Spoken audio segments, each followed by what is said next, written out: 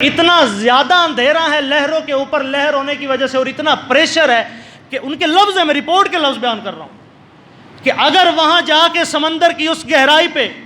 اپنا ہاتھ اپنے ہی جسم کا عضو کوئی نکال کے اپنے چہرے کے سامنے لائے، اسے ہاتھ نظر نہیں آئے گا۔ یہ لفظ ہیں الجزیرہ کی رپورٹ کے، اس حادثے کی رپورٹ۔ یہ حادثہ 2023-22 میں ہوا ہے غالباً۔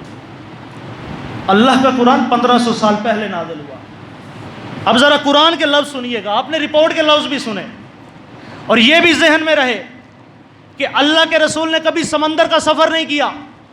اور یہ بھی ذہن میں رہے کہ اس دور میں سمندر کی اتنی گہرائی میں آج جانا ممکن نہیں، تب جانا بھی ممکن نہیں تھا۔ اس دور میں عرب کے صحرا میں بیٹھ کے محمد بن عبداللہ، جو محمد الرسول اللہ صلی اللہ علیہ وسلم جس نے دعویٰ کیا رسالت کا، وہ سمندر کی گہرائیوں کی معلومات دے رہا ہے، اور کس طریقے سے دے رہا ہے، جو معلومات آج حادثے کے بعد، تحقیقات کے بعد سائنسدانوں کے پاس آئی ہیں، 1500 سال پہلے اللہ نے قرآن میں نازل کی۔ او کا ظلمات فی بحر اللجی یغشاہ موجا من فوقہ موجا۔ اللہ مشرک اور کافر کی مثال دیتے ہوئے بیان کرتے ہیں، کیا تو نے دیکھا اس بندے کو جو سمندر کی بحر اللجی، سمندر کی انتہائی گہرائی میں ہوتا ہے، یغشاہ موجا من فوقہ موجا، جس کی لہروں کے اوپر لہریں ہیں۔ 1500 سال پہلے قرآن کی رپورٹ ہے جو آج سائنسدانوں نے نکالی ہے۔ اللہ نے وہی لفظ آگے سنیے،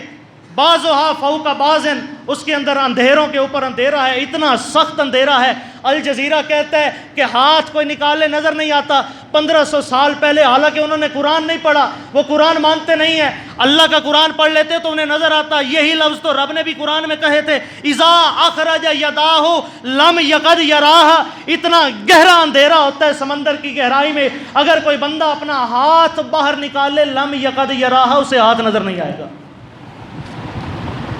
اب بتاؤ، یہ بات سمندر کی اتنی گہرائی کی محمد الرسول اللہ صلی اللہ علیہ وسلم کو کسی سائنسدان نے تحقیق کر کے بتائی ہے؟ آپ تو صحرا نشین تھے، ریت ہی ریت جہاں رہتے ہیں۔ وہ کون ہے، وہ کون سی ذات ہے کہ اس نے اللہ کے رسول کو سمندر کی اتنی گہرائی، پھر موج در موج، جو ٹیکنالوجی لگا کے آج آپ دریافت کر رہے ہیں، اور اس اندھیرے کے بارے میں اللہ کے لفظ دیکھیں کہ اگر کوئی ہاتھ نکالے اس کے اپنے جسم کا عضو اس کے اپنے جسم کا عضو ہے، ہاتھ چہرے کے سامنے لگائے تو اس کو اپنا ہاتھ نظر نہ آئے۔ جو چیز آپ آج نکال رہے ہیں، 1500 سال پہلے اللہ نے قرآن مقدس میں محمد الرسول اللہ پر وحی کر کے بتا دی ہے۔ معلوم ہوا کہ یہ قرآن محمد الرسول اللہ کا اپنا بنایا ہوا نہیں، کوئی ذات ایسی ہے جو سمندر کی گہرائیوں کا علم بھی رکھتی ہے، اس نے اپنے نبی محمد الرسول اللہ کو یہ بات بتائی۔ اگر آج بھی کوئی انگریز، کوئی سائنسدان دل کھول کے، دل تنگ نہ کر کے محض قرآن کی اس آیت اور اپنے سمندری رپورٹ کا مطالعہ کر لے، سمندر میں جا کے تحقیقات کر لے، اس کے پاس چارہ ہی نہیں ہے کہ 1500 سال پرانی کتاب کی آیت اور اس دور جدید کی تحقیق میں مماثلت کے بعد اسلام قبول نہ کرے۔ یہ ہو ہی نہیں سکتا۔ بس ہم نے قدر نہیں کی اس کی، ہم نے قدر نہیں کی، ہم مسلمانوں نے قدر نہیں کی ہے، ورنہ اللہ کے رسول صلی اللہ علیہ وسلم کی آخری حدیث، وقت پورا ہو چکا ہے، الماہر بالقرآن مع السفرۃ الکرام البررہ۔ اللہ کے رسول نے فرمایا جو بندہ قرآن کا ماہر ہوتا ہے، جس طرح آپ کی مسجد کے امام صاحب ہیں، قاری صاحب ہیں، حافظ صاحب ہیں، بڑا خوبصورت قرآن پڑھتے ہیں، انہیں پتہ ہے کون سی آیت کہاں ہے، کس سپارے میں ہے، تجوید کا علم ہے، ان کی قدر کیا کرو۔ یہ ان کے بارے میں حدیث اللہ کے رسول نے بتائی، الماہر بالقرآن۔ آج تو میں دیکھتا ہوں نا ٹی وی پہ اینکر بیٹھے ہوتے ہیں، آپ سنتے رہتے ہیں، اسی زمانے میں ہم سب رہتے ہیں۔ یہ مدارس کا، مساجد کا، ان کا کوئی فائدہ نہیں۔ یہ جو حفظ کرنے والے ادارے ہیں، یہ تو قرآن کا رٹا ہی لگوا رہے ہیں۔ قرآن تو سمجھ کے پڑھنا چاہیے۔ اللہ کی قسم، امام ابن قیم نے 600-700 سال پہلے بھی کہہ دیا تھا کہ لوگ کہتے ہیں کہ قرآن کو رٹا لگانے کا، اس کو حفظ کرنے کی کوئی فضیلت نہیں، کوئی ثواب نہیں، سمجھ کے پڑھنا چاہیے۔ امام صاحب نے 2024 تو نہیں دیکھا، 600-700 سال پہلے کہہ دیا تھا کہ اس طرح کے لوگوں کو میں نے دیکھا ہے، نہ وہ قرآن یاد کر پاتے ہیں، نہ قرآن کی سمجھ حاصل کر پاتے ہیں۔ جو اس کو صرف رٹا سمجھ کے حقارت کرتے ہیں نا، ان کو نہیں پتا۔ الماہر بالقرآن مع السفرۃ الکرام البررہ۔ اللہ کے نبی نے فرمایا کہ قرآن کا ماہر، مجود، امام، قاری، جو قرآن پڑھنا جانتا ہے، خوبصورت کر کے پڑھتا ہے، یہ کل کو معزز کرام البررہ، بڑے اعلیٰ فرشتوں کے ساتھ ہوگا۔ جبرائیل کے ساتھ، اس کی یاری میکائیل کے ساتھ، جہاں جنت میں رب کے اعلیٰ مقرب فرشتے وہ موجود ہو گئے نا، یہ قاری صاحب قرآن کا ماہر ان کے ساتھ ہوگا۔ اب وہ بندہ ساری زندگی گزار دی، قرآن نہیں سیکھ سکا، بڑھاپے میں خیال آ گیا، کسی مولوی کو سن لیا، دل میں قرآن کی محبت پیدا ہو گئی، اب دل میں آیا کہ قرآن پڑھنا سیکھ لینا چاہیے۔ اللہ کے نبی نے فرمایا والذی یقرأ القرآن ویتتعتع فیہ وہو علیہ شاق۔ اب وہ بندہ جس کی زبان موٹی ہو گئی ہے، لکنت ہے، بزرگ ہے، یا جو چچیرا ہے، جو بول نہیں سکتا، لکنت ہے،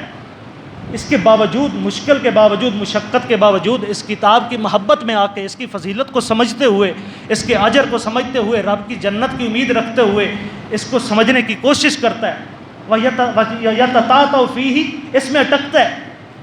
پڑھنے کی کوشش کرتا ہے، اٹکتا ہے، بھول جاتا ہے، بزرگ ہے، قاری صاحب پھر پڑھاتے ہیں، پھر بھول جاتا ہے، اٹکتا ہے، وَهُوَ عَلَيْهِ شَاقٌ، بڑی مشکل سے گزر رہا ہے۔ اللہ کے نبی نے فرمایا فَلَهُ أَجْرَانِ، اس کو اللہ دوہرا اجر دے گا، ایک قرآن کی تلاوت کا اور دوسرا قرآن سیکھنے کے لیے جو مشقت سے گزر رہا ہے نا، ان دونوں چیزوں کا اللہ تعالیٰ اس کو اجر بنا کے دے گا۔ اس کتاب کو سیکھنے کی، پڑھنے کی کوئی عمر نہیں ہے،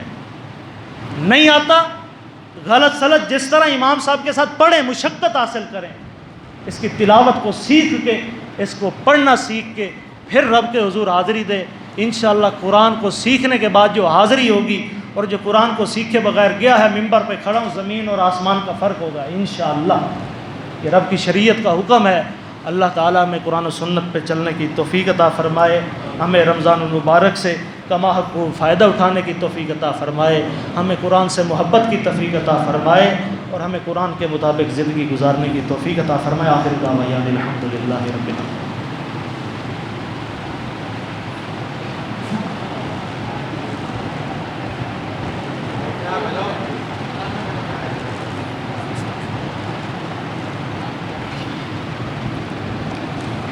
سامعین محترم، جیسا کہ آپ سب کے سامنے فضیلت الشیخ علامہ نور محمد حافظ اللہ تعالیٰ نے اعلان کیا تھا کہ میرے والد گرامی آئیں گے، اور یہ رمضان المبارک کا دوسرا خطبہ جمعہ انہوں نے ارشاد فرمانا تھا، مگر چونکہ عمر کا تقاضا ہے اور وہ مریض بھی ہیں، تو اس وجہ سے وہ نہیں آ سکے، تو اپنی معروضات پیش کرنے کے لیے ان کی جگہ پہ میں آیا ہوں۔ چند وجوہات ہیں جس کی وجہ سے علامہ صاحب نے ان کا جمعہ لیا، اور ان کی شفقت ہے، اللہ ان کی عمر دراز فرمائے، اور اپنے اس عظیم الشان مرکز میں انہوں نے دعوت دی کہ آپ آگے جمعہ پڑھائیں۔ چونکہ کبیر والا ملتان کے جس علاقے میں میں رہتا ہوں، وہاں مسجد بھی علامہ صاحب نے بنوائی ہے، اللہ ان کو سلامت رکھے، ان کے لیے صدقہ جاریہ ہے۔ مسجد اور ادارہ انہوں نے بنوایا ہے، بار بار گئے ہیں، دیکھ کے آئے ہیں جو وہاں پہ صورت حال ہے۔ مسجد تو بن گئی ہے، لیکن اس مسجد کو آباد کرنے والا کوئی نہیں، تو اس مسجد کو آباد کرنے کے لیے مضافاتی علاقہ جہاں سے ڈیرہ غازی خان، لودھرا، ملتان، اسی طرح شورکوٹ، جھنگ، وہاں سے طلباء کرام اس مسجد میں 60 کے قریب طلباء رہتے ہیں، قرآن مجید کی تعلیم حاصل کرتے ہیں، ناظرہ حفظ کرتے ہیں، عقیدہ سیکھتے ہیں، میں خود پڑھاتا ہوں، عقیدہ توحید سیکھتے ہیں، مڈل تک فرید تعلیم سیکھتے ہیں، مفت وردی دی جاتی ہے، علاج معالجہ کیا جاتا ہے، 60 طلباء کو 3 وقت کھانا دیا جاتا ہے۔ اور صورتحال یہ ہے، ممبر پہ کھڑا ہوں، کوئی بندہ فون کر لے یا وہاں جا کے چلا جائے، کبیر والا کا 2012 سے لے کے 2024 تک اس میں 1 روپیہ کوئی ثابت نہیں کر سکتا۔ 12 سال ہو گئے ہیں مسجد کے دروازے کے ساتھ دروازہ ہے،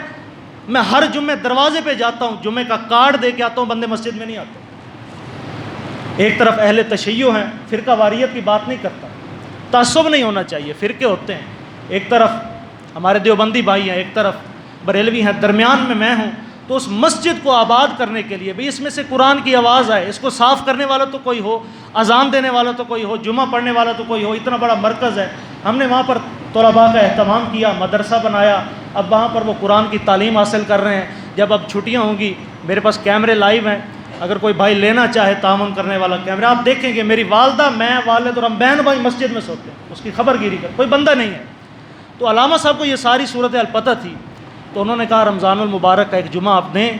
انشاءاللہ اگر کبیر والا کے لوگ آپ کے دست و بازو نہیں بنے تو مجھے امید ہے کہ میری مسجد کے نمازی دست و بازو ضرور بنے گی۔ انہوں نے بھی آپ سے اپیل کا میرے خیال میں کہا ہوا ہے،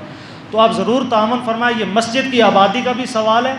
اور طلباء کی جو غریب اور مسکین انتہائی مخلوق الحال طلباء، قرآن مجید حفظ بھی کر رہے ہیں، میڈل تک تعلیم بھی ہے، ان کے کھانا پینا بھی ہمارے ذمے ہے۔ اسی طرح ہمارے جو دوست احباب و تعاون کرتے ہیں، کبیر والا میں مقامی طور پر مالی اور افرادی تعاون بالکل نہیں ہے، تو آپ احباب دل کھول کے تعاون کریں، اور مستقل اس کا کوئی ذریعہ آمدن نہیں۔ اگر کوئی بھائی چاہتا ہے کہ میں دیکھوں 24 گھنٹے مدرسے میں کیا ہو رہا ہے، بچے کتنے ہیں، تو میں اس کو اس مدرسے کے جو سیکیورٹی کیمراز ہیں لائیو ہیں میرے پاس، وہ میں اس کو دے دوں گا موبائل پہ، بے شک نگرانی کرے، لیکن ہمیں اس مشکل سے، اللہ کی توفیق سے سارے کمال اس کے ہیں، تو اگر وہ چاہے تعاون کرنا مستقل تنخواہوں کے سلسلے میں یا مطبخ کھانے پکانے کے سلسلے میں، بجلی کے بل ہوتے ہیں، بہت سے اخراجات، ان میں اگر کوئی مستقل تعاون کرنا چاہے تو پھر بھی رابطہ کر سکتا ہے۔ یہ صادق بھائی بیٹھے ہیں، یہ ماشاءاللہ اہل تشیع سے، ان کو میں نے اہل حدیث کیا، اب ان کے 6 بچے بھی پڑھتے ہیں، انہیں میں پھر یہ علامہ صاحب کی مسجد دکھانے کے لیے لے آیا، یہ ادھر باہر کھڑے ہوں گے، ان کے ساتھ آپ نے کرنا ہے تعاون، اور اگر کوئی میرے ساتھ ملنا چاہتا ہے تو نماز کے بعد میں یہی ہوں، میرے ساتھ مستقل اگر کوئی تعاون کرنا چاہتا ہے تو ضرور کریں۔ باہر چلیں۔ الحمدللہ نحمدہ ونستعینہ ونستغفر ونؤمن به ونتوکل علیہ ونعوذ باللہ من شرور انفسنا ومن سیئات اعمالنا من یهده اللہ فلا مضل له ومن یضلل فلا ہادی له اشہد ان لا الہ الا اللہ وحدہ لا شریک له واشہد ان محمدا عبدہ ورسولہ اما بعد فإن خیر الحدیث کتاب اللہ وخیر الہدی ہدی محمد صلی اللہ علیہ وسلم وشر الامور محدثاتها كل محدثۃ بدعہ وكل بدعة ضلالة وكل ضلالة في النار۔ اعوذ باللہ السمیع العلیم من الشیطان الرجیم، بسم اللہ الرحمن الرحیم۔